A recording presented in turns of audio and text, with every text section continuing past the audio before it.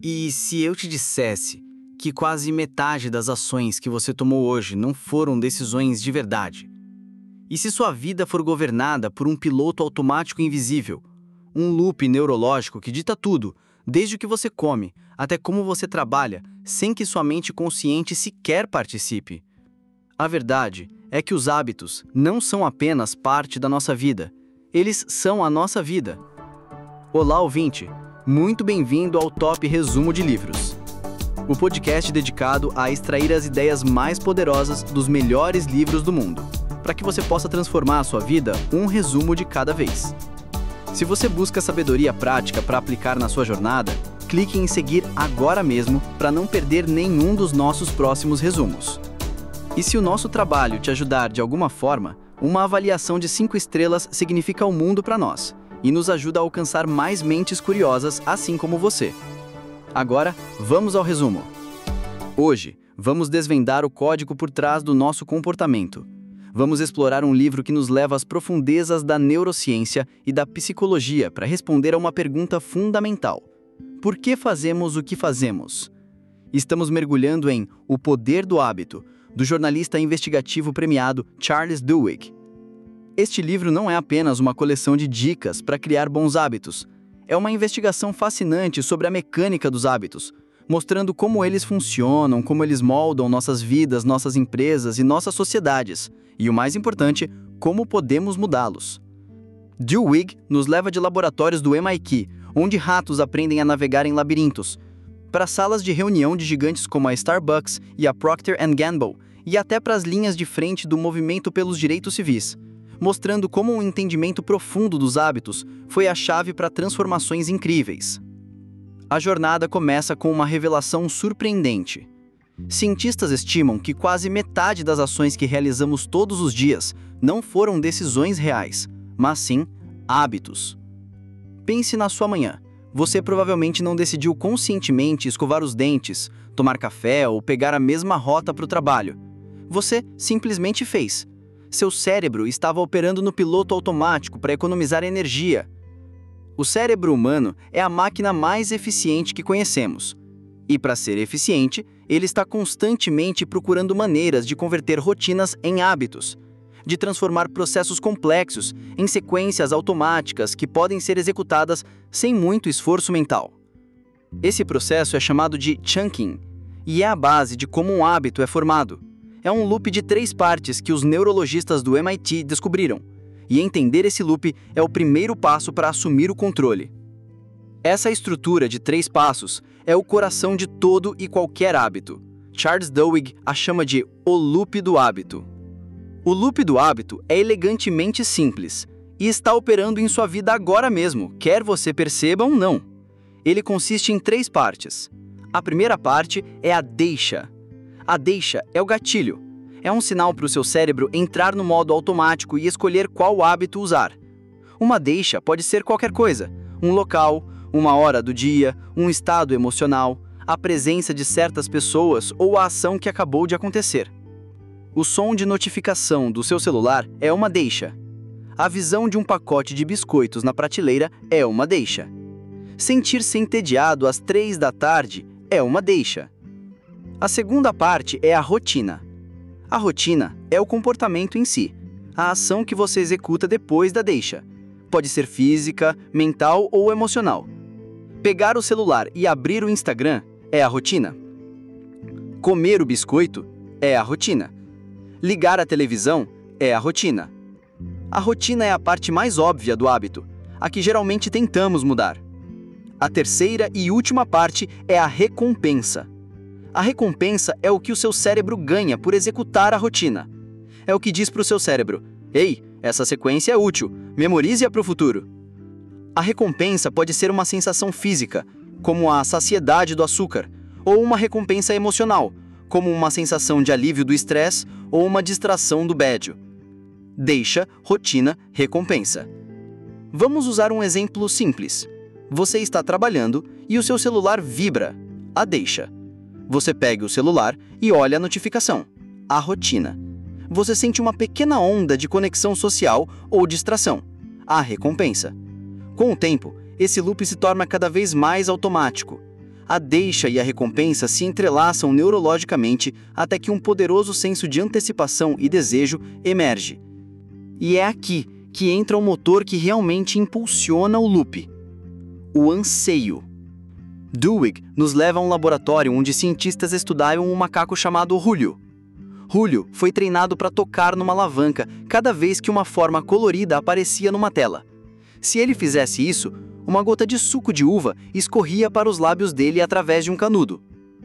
Os cientistas monitoraram a atividade cerebral de Julio. No início, seu cérebro mostrava um pico de prazer quando ele recebia o suco, a recompensa. Mas à medida que o hábito se formou, algo fascinante aconteceu. O pico de atividade cerebral começou a se deslocar.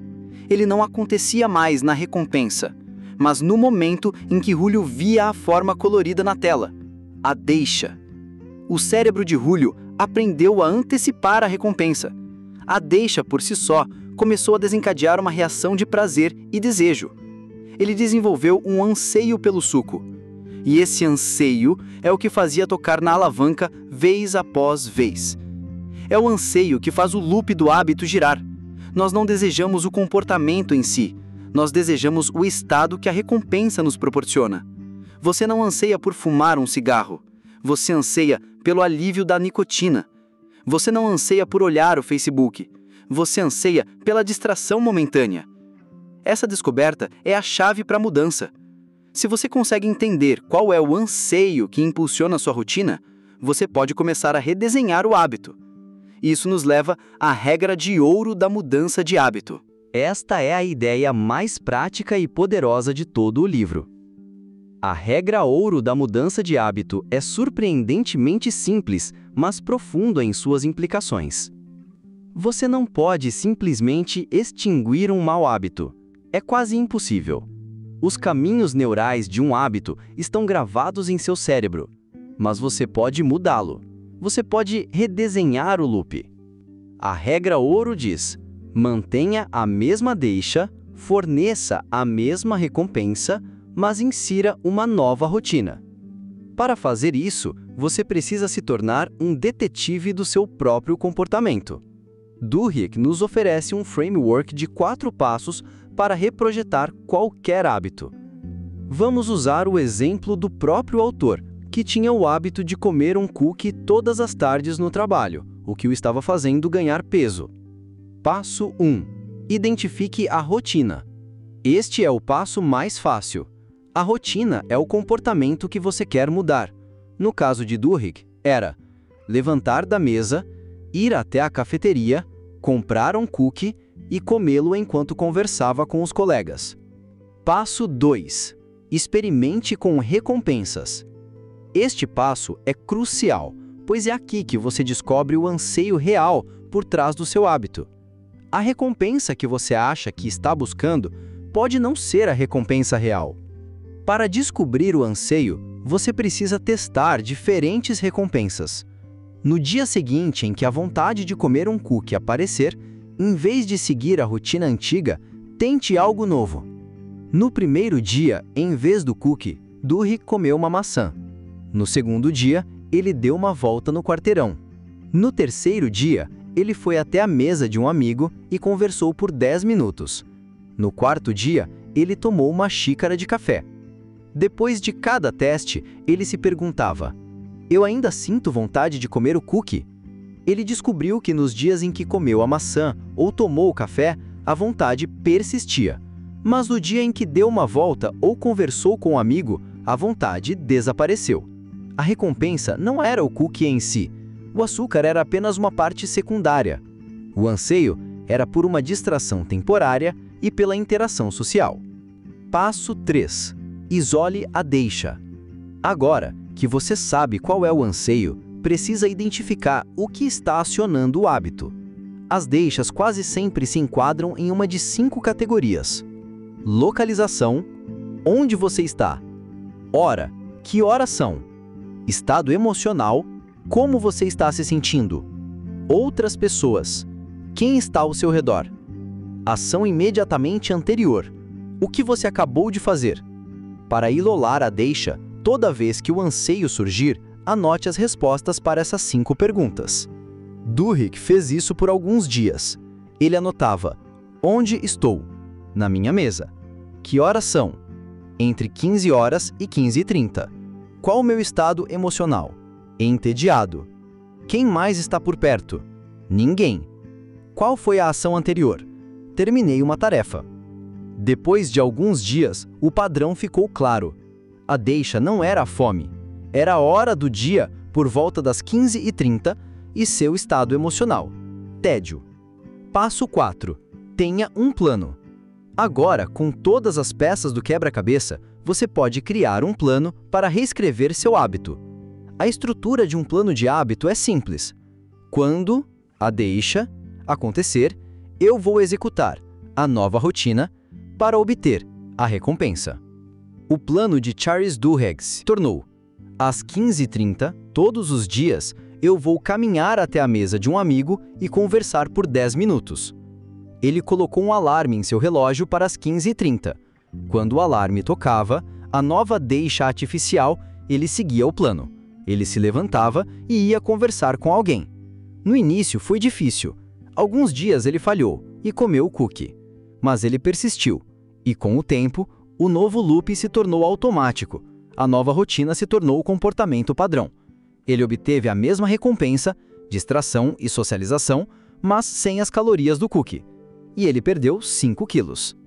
Este framework de 4 passos pode ser aplicado a praticamente qualquer hábito que você queira mudar, desde roer as unhas até procrastinar. Requer esforço e autoconsciência, mas o poder de reescrever os loops que governam sua vida está ao seu alcance. Estes são os hábitos angulares, Keystone Habits. Um hábito angular é um hábito que, quando adotado, desencadeia uma série de outras mudanças positivas em sua vida. Ele não parece estar diretamente conectado a outros comportamentos, mas de alguma forma ele se espalha, remodelando outras rotinas. Pense no exercício físico. Pessoas que começam a se exercitar regularmente, de repente começam a comer melhor.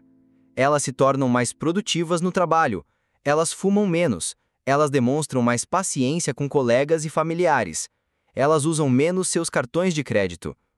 Não há uma conexão lógica direta entre ir à academia e usar menos o cartão de crédito, mas o hábito do exercício cria uma cascata de outras boas práticas. Por que isso acontece? Os hábitos angulares funcionam de duas maneiras. Primeiro, eles criam pequenas vitórias.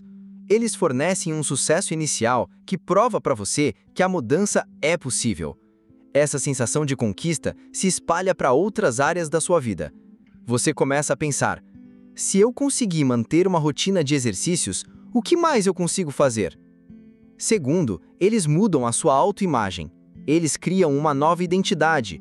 Alguém que faz sua cama todas as manhãs começa a se ver como uma pessoa organizada. Alguém que registra sua alimentação começa a se ver como uma pessoa consciente da saúde. E essa nova identidade influencia dezenas de outras pequenas decisões ao longo do dia. A história mais poderosa sobre hábitos angulares que Duhigg conta não é sobre um indivíduo, mas sim sobre uma corporação gigantesca. É a história de Paul O'Neill e a Alcoa. Em 1987, Paul O'Neill foi nomeado o novo CEO da Alcoa, uma das maiores fabricantes de alumínio do mundo. Os investidores estavam ansiosos para ouvir sua grande estratégia para aumentar os lucros.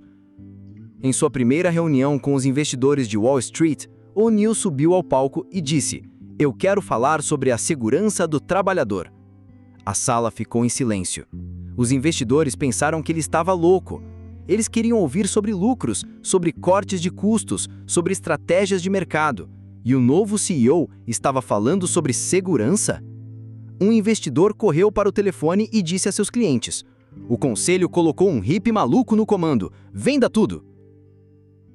Mas O'Neill tinha uma visão. Ele sabia que não poderia simplesmente ordenar uma mudança de cultura. Ele precisava de um hábito angular, e ele escolheu a segurança. Ele declarou que seu objetivo era transformar a Alcoa na empresa mais segura da América. A meta era 0 acidentes. Para alcançar essa meta, ele precisava entender por que os acidentes aconteciam. E para entender por que os acidentes aconteciam, Ele precisava que as pessoas na linha de frente comunicassem o que estava dando errado. Ele instituiu uma nova rotina. Sempre que houvesse um acidente, o presidente da unidade tinha 24 horas para relatar o ocorrido diretamente a ele, O'Neill, com um plano para garantir que nunca mais acontecesse. Essa única rotina, focada na segurança, iniciou uma revolução. Para que um presidente de unidade pudesse relatar um acidente em 24 horas, ele precisava de informações de seu vice-presidente. O vice-presidente precisava de informações dos gerentes de chão de fábrica, e os gerentes precisavam ouvir dos trabalhadores. O sistema de comunicação da Alcoa, que antes era fragmentado e hierárquico, teve que ser completamente reconstruído para ser rápido, eficiente e transparente. Os trabalhadores no chão de fábrica receberam o poder de parar a linha de produção se vissem algo perigoso, sem medo de represálias. Ideias de melhoria começaram a fluir de baixo para cima. Para evitar acidentes, os equipamentos precisavam ser mais eficientes e bem mantidos. A qualidade do alumínio fundido melhorou. Os processos foram otimizados, os custos caíram. O foco obsessivo de O'Neill em um único hábito angular, a segurança, forçou a Alcoa a se tornar excelente em quase todos os outros aspectos do seu negócio.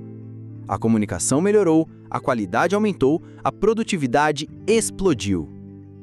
E os resultados financeiros? Quando Paul O'Neill se aposentou, 13 anos depois, o lucro líquido anual da Alcoa era 5 vezes maior do que quando ele começou. O valor de mercado da empresa havia crescido 27 bilhões de dólares. A segurança foi o hábito angular que transformou uma burocracia enferrujada em uma potência ágil e lucrativa. A lição para nós é encontrar nossos próprios hábitos angulares. Pode ser registrar o que você come, fazer a cama todas as manhãs, meditar por 5 minutos ou criar uma rotina de planejamento semanal. Identifique o hábito que, para você, cria a maior sensação de controle e sucesso e observe como essa vitória se espalha para o resto da sua vida. Mas há mais um ingrediente necessário para que a mudança de hábito seja duradoura, especialmente quando enfrentamos estresse ou adversidades. Esse ingrediente final é a crença. A regra de ouro da mudança de hábito funciona para muitas situações, mas para os hábitos mais difíceis, especialmente os vícios, o framework por si só pode não ser suficiente. Quando a vida nos atinge com força, uma crise, uma perda, um estresse extremo, os velhos padrões podem ressurgir com força total. Para que um hábito transformado se torne verdadeiramente à prova de balas, você precisa acreditar que a mudança é possível. Duhigg ilustra isso através da história do Alcoólicos Anônimos, AA. O AA é uma das organizações de mudança de hábito mais bem-sucedidas da história, e seu sistema é, em essência, uma aplicação magistral da regra de ouro. O programa força as pessoas a identificarem as deixas e os anseios que as levam a beber. Eles dão novas rotinas para lidar com esses anseios, como ligar para um padrinho ou ir a uma reunião, enquanto fornece uma recompensa semelhante: companheirismo, alívio do estresse, aceitação. Mas o AA adiciona um elemento crucial: Deus, ou como eles o chamam, um poder superior. Os membros são instruídos a acreditar que um poder maior do que eles mesmos poderia restaurá-los à sanidade. Duhigg, como jornalista, estava cético, mas, ao investigar, ele descobriu que o papel de Deus no AA não é necessariamente teológico, é psicológico. É uma ferramenta para ensinar as pessoas a acreditarem na possibilidade da mudança. Acreditar em algo maior que você mesmo, seja Deus, a comunidade ou simplesmente a ideia de que você pode ser salvo, é o que dá às pessoas a força para perseverar quando as coisas ficam difíceis. Um alcoólatra pode ter um novo conjunto de rotinas para lidar com o estresse, mas, um dia, seu filho fica doente. Ele perde o emprego e o estresse é avassalador. O antigo hábito de beber grita para voltar. É nesse momento que a crença faz a diferença. A crença de que ele pode superar isso, de que ele não está sozinho, de que um poder maior o está ajudando, é o que o impede de pegar o primeiro copo. E essa crença é cultivada mais poderosamente em comunidade. Estar em um grupo de pessoas que estão passando pela mesma luta, que entendem sua dor, que celebram suas vitórias e que te apoiam em suas falhas, isso é incrivelmente poderoso. A comunidade reforça a crença. Quando você vê outras pessoas mudando, você começa a acreditar que também pode mudar. Você não precisa se juntar ao AA para encontrar isso. Pode ser um grupo de corrida, um clube de livro, um grupo de mastermind de negócios ou até mesmo um parceiro de responsabilidade. O importante é encontrar um ambiente onde a mudança não seja apenas possível, mas esperada. A mudança de hábito ocorre mais facilmente quando acreditamos que a mudança é possível. E essa crença emerge mais fortemente quando fazemos parte de um grupo. Até agora, discutimos que esses hábitos podem ser transformados. Mas Derg expande sua análise para mostrar como os hábitos moldam o mundo em uma escala muito maior. Na segunda parte do livro, Derg explora os hábitos das organizações de sucesso. Assim como os indivíduos, as organizações também são movidas por hábitos. Essas rotinas organizacionais são a forma como o trabalho é realmente feito. Elas são os procedimentos não escritos, as tréguas entre departamentos, as normas culturais que ditam como as pessoas colaboram, se comunicam e tomam decisões. Alguns desses hábitos são projetados conscientemente, mas muitos surgem de forma orgânica. E eles podem ser a diferença entre o sucesso e o fracasso de uma empresa. Derg nos leva para dentro da Target, a gigante do varejo, para nos mostrar uma história fascinante e um pouco assustadora sobre como as empresas podem analisar e manipular nossos hábitos de compra. No início dos anos 2000, a Target contratou um estatístico chamado Andrew Paul. A missão dele era usar os dados de compra dos clientes para prever seus comportamentos futuros. Um dos tarvos mais lucrativos para qualquer varejista são os pais de primeira virgem. Eles estão cansados, sobrecarregados e dispostos a comprar tudo o que precisam em um só lugar. Se a Target conseguisse identificar as mulheres grávidas no segundo trimestre, antes que qualquer outro concorrente, poderia inundá-las com cupons e garantir sua lealdade. Paul mergulhou nos dados. Ele descobriu que as mulheres grávidas mudam seus padrões de compra de maneiras sutis, mas previsíveis. Elas começam a comprar loções sem cheiro, grandes quantidades de algodão, suplementos de magnésio e zinco. Ele criou um algoritmo que analisava os hábitos de compra de cada cliente e atribuía uma pontuação de previsão de gravidez. E funcionou. Funcionou tão bem que se tornou um problema. Um dia, um homem furioso entrou numa loja da Target em Minnesota e exigiu falar com o gerente. Ele estava agitando um maço de cupons que haviam sido enviados para sua filha adolescente. "Minha filha recebeu isso pelo correio", ele gritou. "Ela ainda está no ensino médio e vocês estão enviando cupons para roupas de bebê e berços. Vocês estão tentando incentivá-la a engravidar?" O gerente, confuso, pediu desculpas. Mas, algumas semanas depois, ele ligou para o homem para se desculpar de novo. O pai, no telefone, parecia envergonhado. "Eu tive uma conversa com minha filha", ele disse. "Acontece que houve algumas atividades na minha casa das quais eu não estava ciente. O bebê vai nascer em agosto. Eu devo um pedido de desculpas." O algoritmo da Target sabia que a garota estava grávida antes do seu próprio pai. A Target aprendeu uma lição valiosa. A previsão era precisa, mas era assustadora.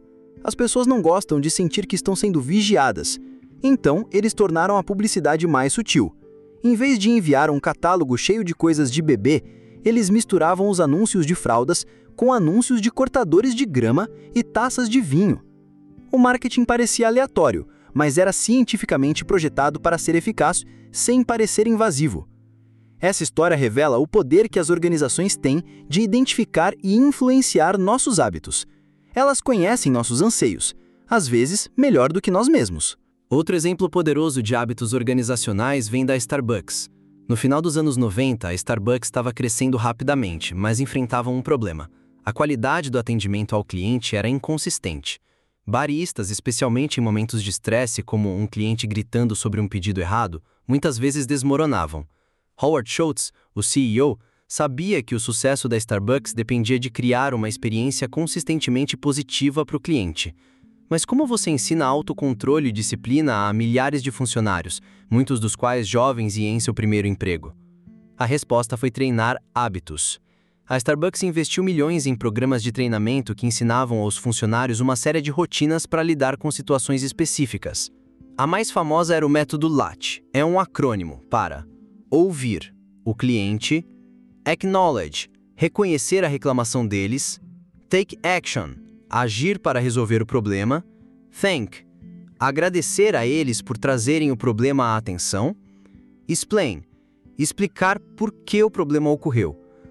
Quando um cliente furioso começava a gritar, a deixa, os funcionários tinham uma rotina clara a seguir. Em vez de reagir emocionalmente, eles entravam em um loop de hábito pré-programado.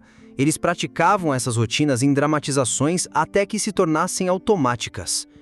Ao dar aos seus funcionários um manual de hábitos para os momentos de estresse, a Starbucks conseguiu transformar o atendimento ao cliente em um dos seus maiores pontos fortes. Eles não tentaram mudar a personalidade dos baristas. Eles lhes deram as rotinas certas para ter sucesso. Essas histórias mostram como as organizações de sucesso não deixam suas rotinas ao acaso. Elas as projetam deliberadamente.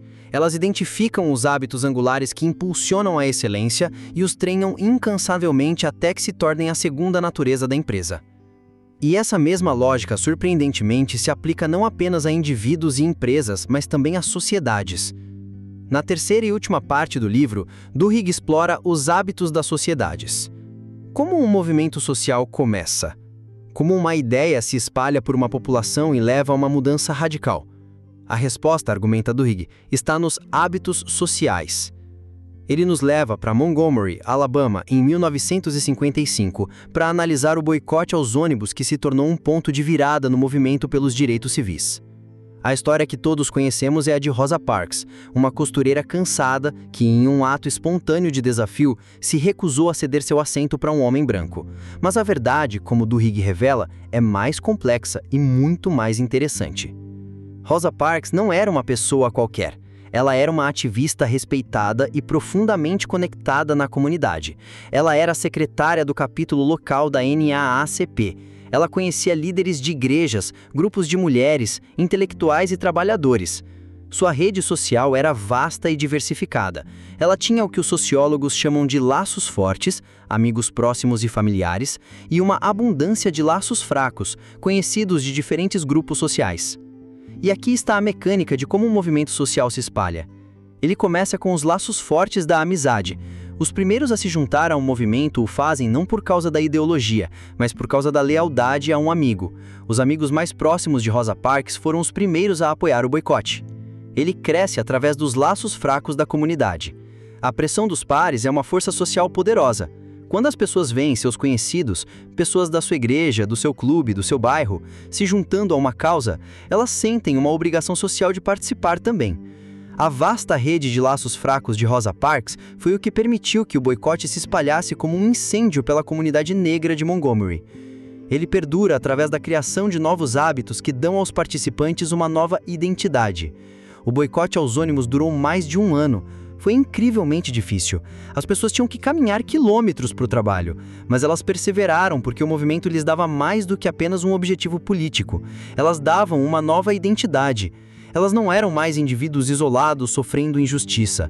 Elas eram uma comunidade unida, lutando por sua dignidade. O ato de marchar juntos, de cantar juntos, de apoiar uns aos outros, essas se tornaram novos hábitos que reforçaram essa nova identidade. A história de Rosa Parks não é de um ato isolado, mas o clímax de hábitos sociais que foram cultivados por anos. Ela foi a faísca perfeita, não porque ela era uma estranha, mas porque ela era o centro de uma teia de hábitos comunitários. Isso nos mostra que até mesmo as maiores mudanças sociais não são eventos espontâneos.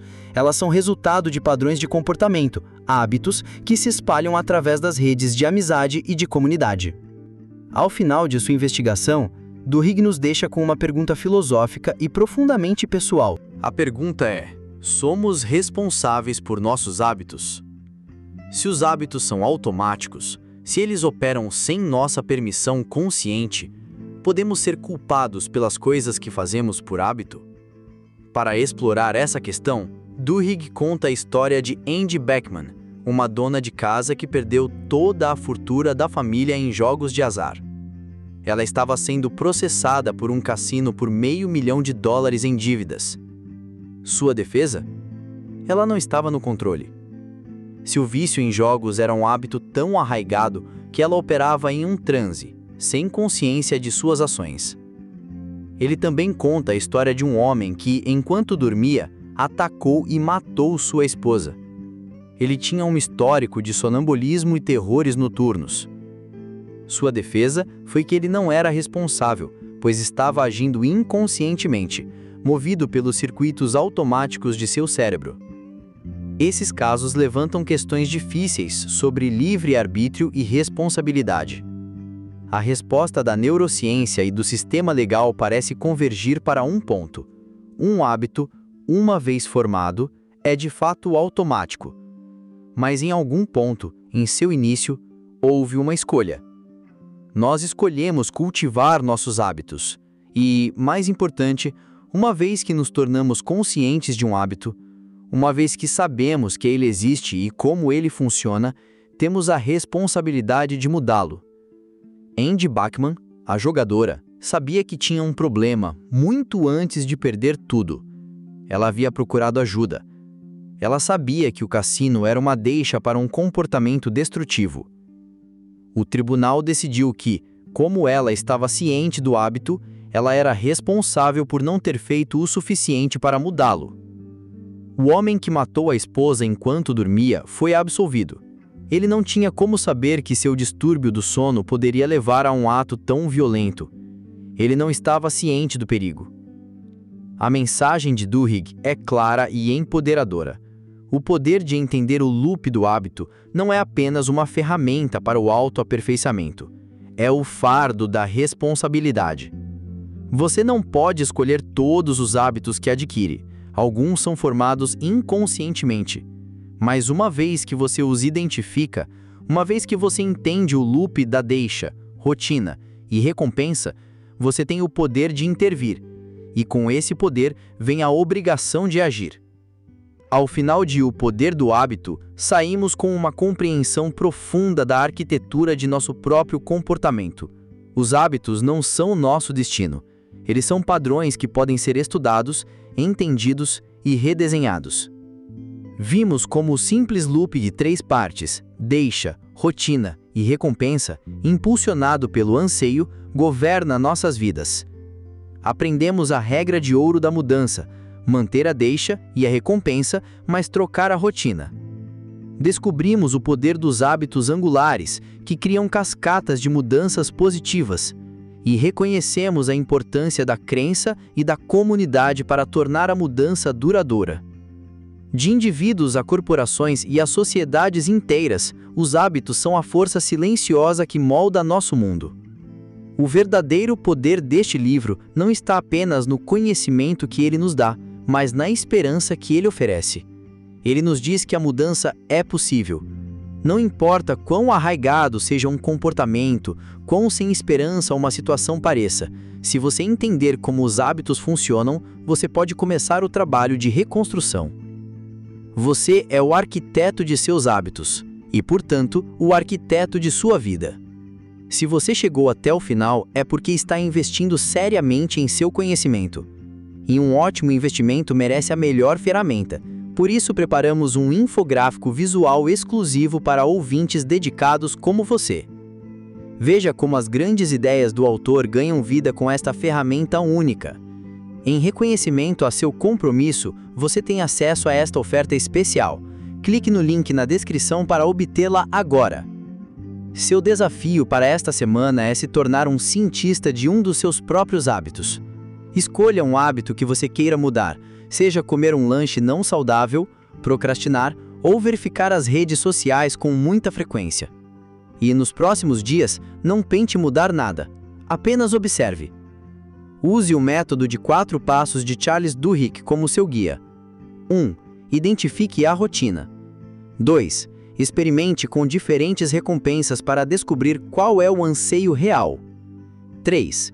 Isole a deixa, anotando o local, a hora, seu estado emocional, outras pessoas e a ação anterior. 4. Crie um plano. O objetivo é a autoconsciência.